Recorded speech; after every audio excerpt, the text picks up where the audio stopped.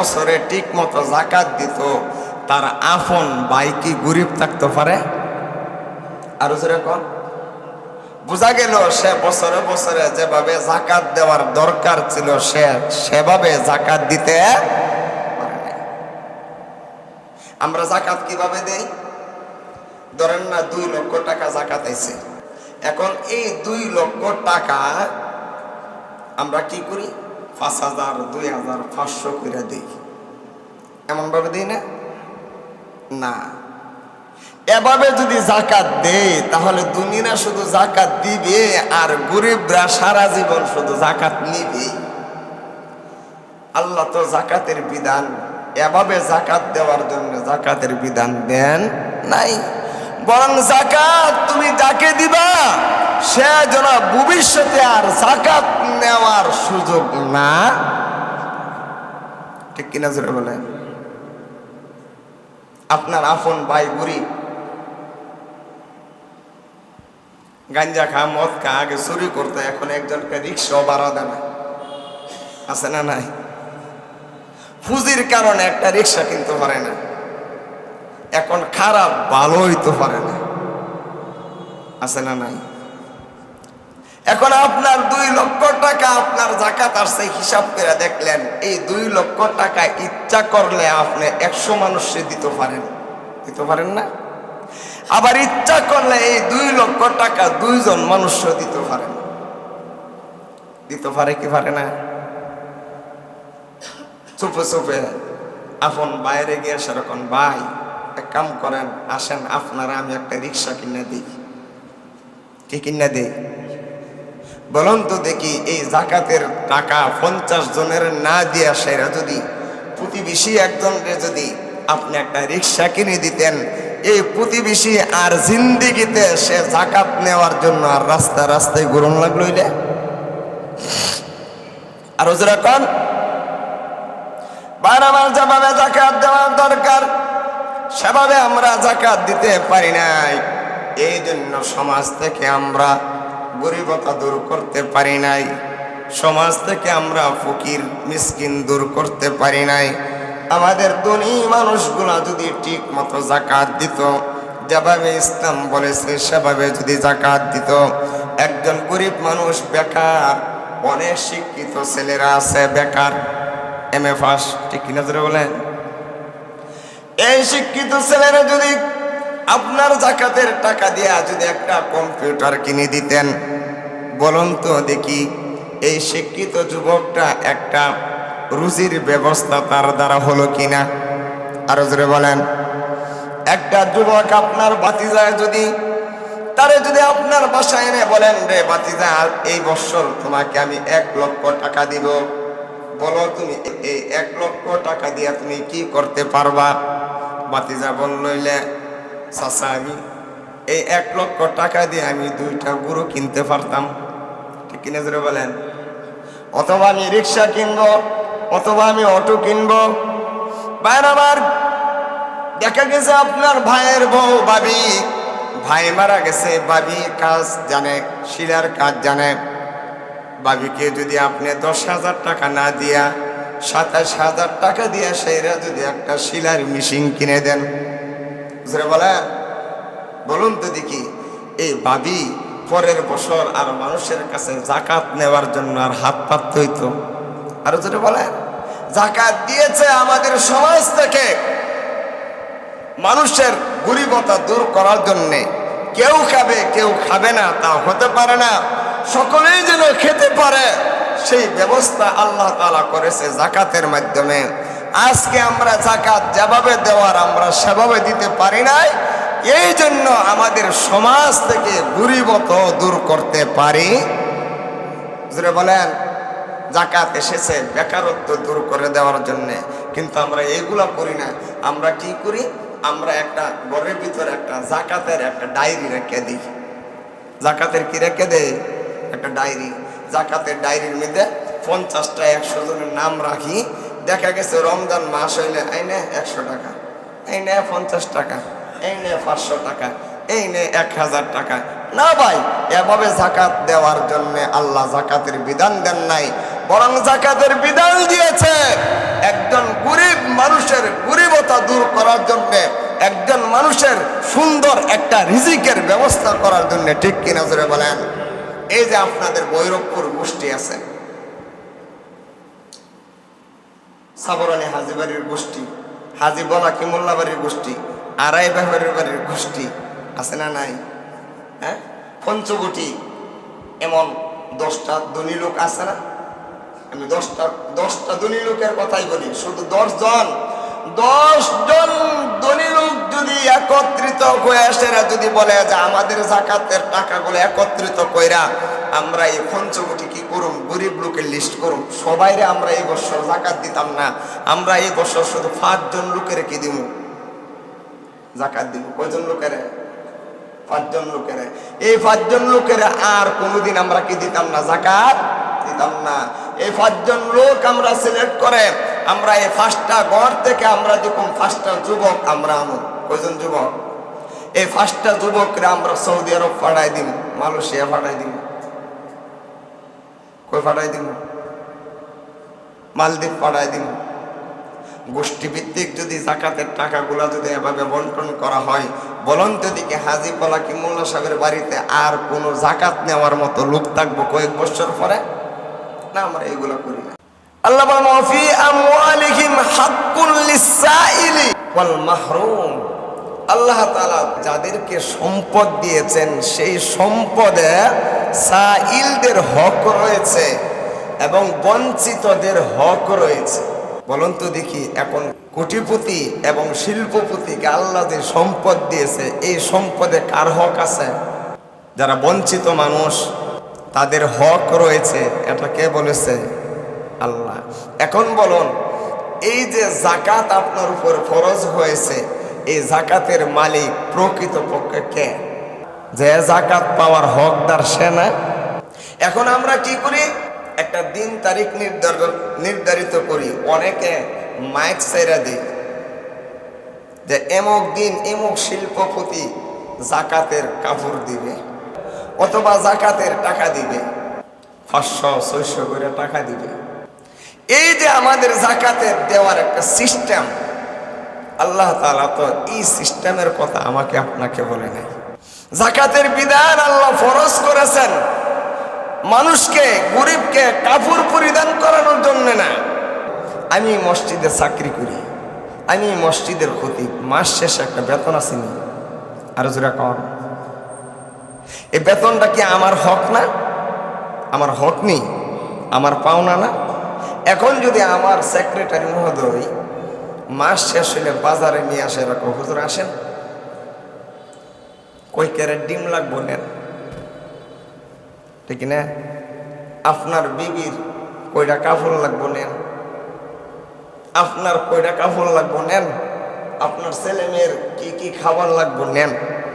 বলুন তো দেখি, আমার সেক্রেটারি, আমার মসজিদের মুতাল্লি যদি আমারে বেতন না দিয়া, আমারে টাকা না দিয়া, আমারে যদি বাজার থেকে যদি বাজার করে দেয়, তাহলে কি ইনসাফ করলো না বেইনসাফ করলো? আরো যারা কম বেইনসাফ করলো না? ঠিক তেমনি ভাবে যে সমস্ত ধনী লোকগুলা জাকাতের টাকা না দিয়া গরিবের হাতে একটা কাপড় ধরায় দেয়, ঠিক আমার মসজিদের সেক্রেটারি যেমনি ভাবে আমাকে বেতন না দিয়া বাজার থেকে আমার কাপড় ধরায় দিল, ডিম ধরায় দিল, মাছ ধরায় দিল, যেমনি ভাবে মাছ ধরায় বেইনসাফি করলো, ঠিক তেমনি ভাবে জাকাত যাদের উপরে ফরজ, তারা জাকাতের টাকা না দিয়া একটা জাকাতের লুঙ্গি ধরায় দিল, ঠিক তেমনি ভাবে বেইনসাফি করলো। অথবা একজন মালিক কর্মচারীরা টাকা নেয়া দিয়া যেমন বাজার সদাই ধরায় দিয়া বেইনসাফি করলো, ঠিক তেমনি ভাবে জাকাত যাদের উপরে ফরজ, তারা জাকাতের হকদারকে টাকা না দিয়ে একটা জাকাতের লুঙ্গি ধরায় দিয়া, শাড়ি ধরায় দিয়া, ঠিক তেমনি ভাবে বেইনসাফি করবে। জাকাতের নামে তামাশা, এই তামাশার অধিকার কে দিয়েছে তোমাকে? আল্লাহ, আল্লাহ রাসূল তো লুঙ্গি দেওয়ার কথা বলে নাই, লুঙ্গি দেওয়ার কথা বলছে। আর যেরকম আপনি আমাকে টাকা দিতেন, গরিবকে টাকা দিতেন, এই টাকা দিয়া সেরা তার ফ্যামিলিতে যেই জিনিসের প্রয়োজন সেই জিনিস কিনতো। তারে আপনি একটা লুঙ্গি ধরাই দিলেন, আর কি মন লুঙ্গি? বাজার, ভৈরব বাজার কাপড়ের দোকানে যাবেন, গিয়া দেখবেন লিখা রাখছে জাকাতের কাপড় পাওয়া যায়। জাকাতের কি পাওয়া যায়? এই লেখায় দালালত করে এখানে যে কাপড় গুলা লাগছে এই কাপড় গুলা পরিধান করার মতো আরো যেরকম যেই জিনিস আমার পছন্দ না সেই জিনিসটা আমাকে দিলেন, আমার কতটুকু হক আপনি আদায় করলেন? আল্লাহ রাব্বুল আলামিন বলেন, লান তানালুল বিররা হাত্তা তুনফিকু মিম্মা তুহিব্বুন। রে বান্দা, যেই জিনিস তোমার কাছে পছন্দ না সেই জিনিসটা যদি তুমি আরেকজনকে দাও, কশিন কালের সাথে তোমার জন্য কল্যাণকর হবে না। আমাদের সমাজে দেখা গেছে রাত্রের বেলা খাবার খাওয়ার পরে তরকারি বেঁচে গেছে, সকাল বেলা এই তরকারিটা বাসি হয়ে গেছে। কাজের মহিলা যখন বাড়িতে আসছে, কাজ শেষ করার পরে বলেন না তরকারিটা নিয়ে যা। আছে না নাই? বারবার লক্ষ্য করে দেখুন, আমাদের সমাজটা এখন এমন হয়ে গেছে, ধনী বাড়িতে কাজের মহিলা কাজ করে, রং বেরঙ্গের ইফতারি সাজাইছে, এই কাজের মহিলাটাকে দিয়া ইফতারির আয়োজন করাইছে।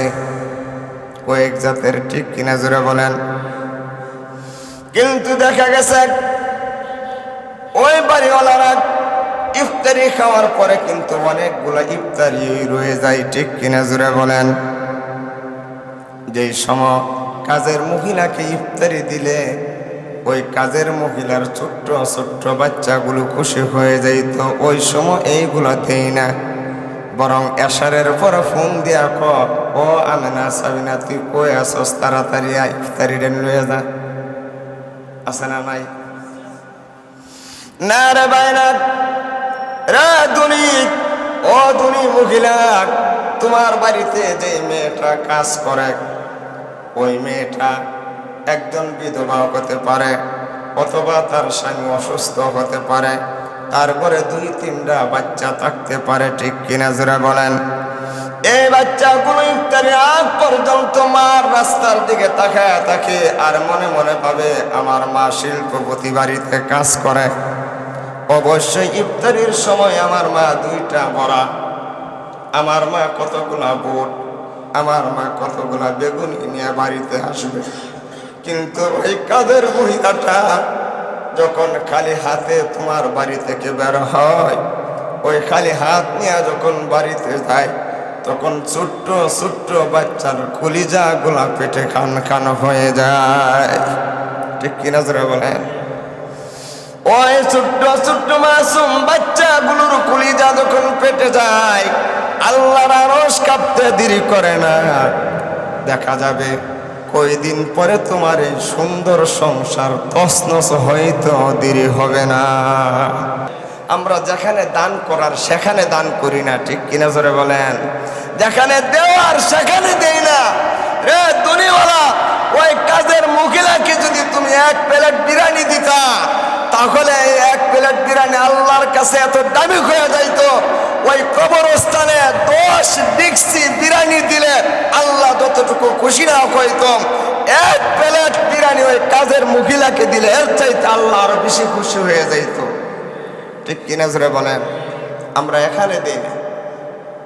সমাজ এমন অবস্থা হয়েছে বিবেকহীন, বিবাহ শাদীতে দেখা গেছে মিসিয়ার যা কি জানা, কাজের মানুষ জানা, দেখা গেছে বরযাত্রী গুলারে খাওয়ানোর পরে প্রায় 1 ডিক্সি 2 ডিক্সি অনেক সময় তরকারি দেখা লাগায়, তাকে কি থাকে না?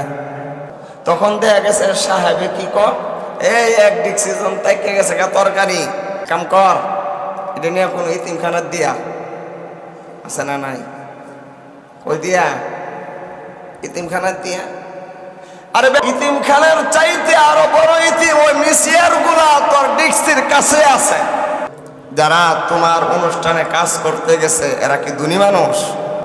এই এক ডিক্সি খাবার ওই কতগুলা তরকারি যেন বেঁচে গেছে, এই তরকারিগুলা যদি ইতিমখানায় না দিয়া ওই 10টা মিসিয়ারে যদি বন্টন করে দিতা, আর ওই মিসিয়ার গুলা যদি ঘরে গিয়া ছোট্ট ছোট্ট বাচ্চাগুলোর মুখে একটা গোস্তের টুকরা দিত, ইতিমখানার মধ্যে 50 ডিক্সি দিলে আল্লাহ যতটুকু খুশি না হইতো, ওই মিসিয়ার গুলার যেন ওই কতগুলা তরকারি বেঁচে গেছে এগুলা যেন দিয়ে দিস, এর চাইতে আরো বেশি আরশের মালিক খুশি হয়ে গেছে। ঠিক কিনা জোরে বলেন?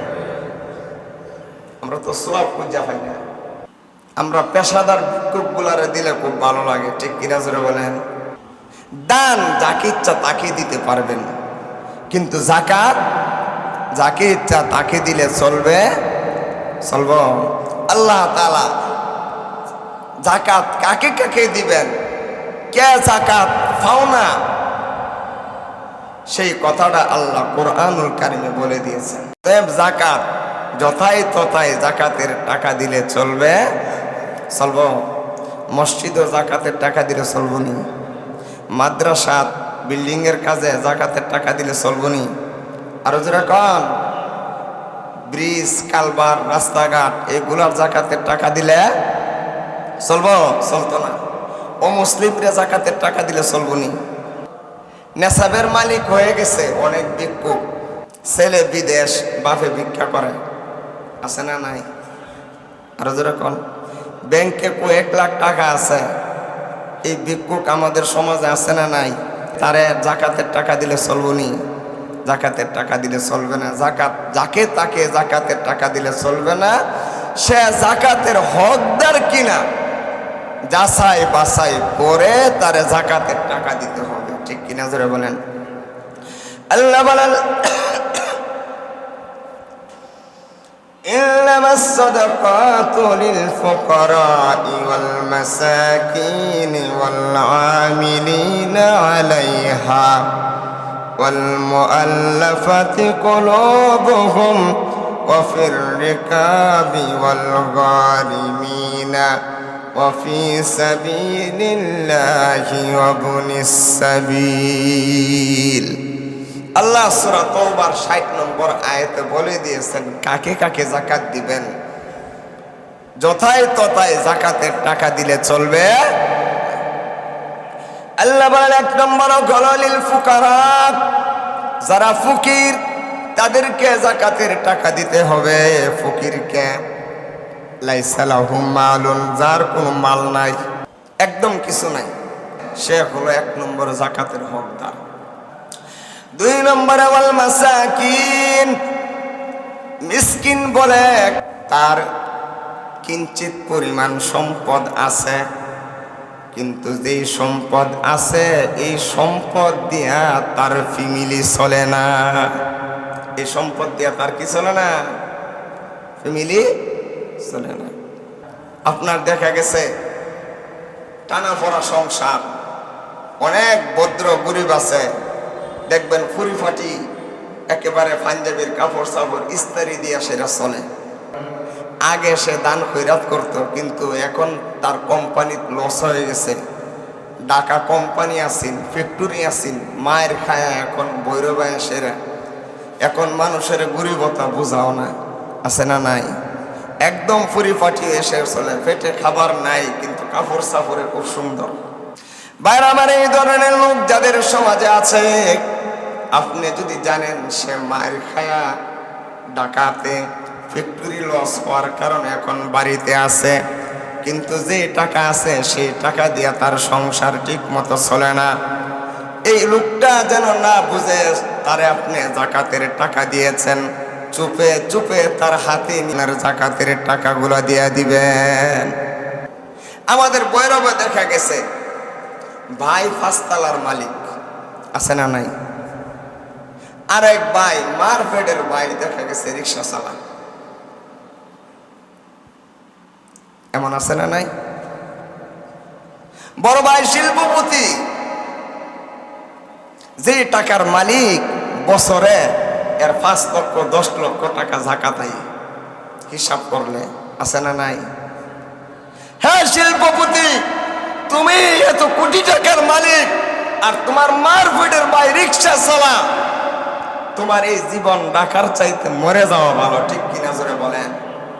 কারণ সে যদি বছরে ঠিক মতো জাকাত দিত, তার আপন ভাই কি গরিব থাকতে পারে? আর জোরে কন। বোঝা গেল সে বছরে বছরে যেভাবে জাকাত দেওয়ার দরকার ছিল সে সেভাবে জাকাত দিতে পারে না। আমরা জাকাত কিভাবে দেই?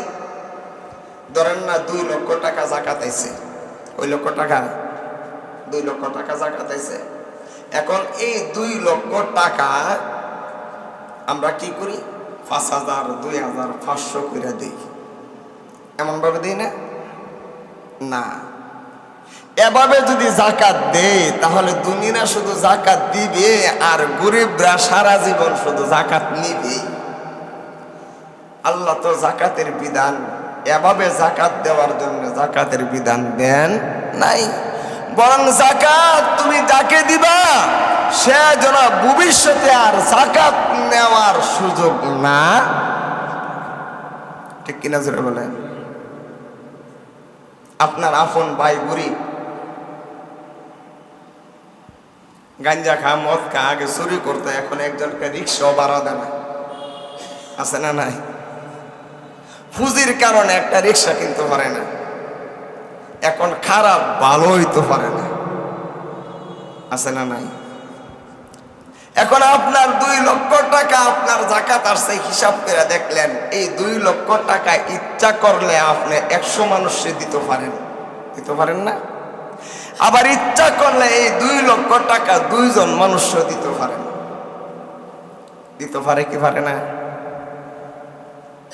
চুপে চুপে আপন বাইরে গিয়ে সেরকম, ভাই এক কাম করেন, আসেন আপনারা আমি একটা রিক্সা কিনে দিই।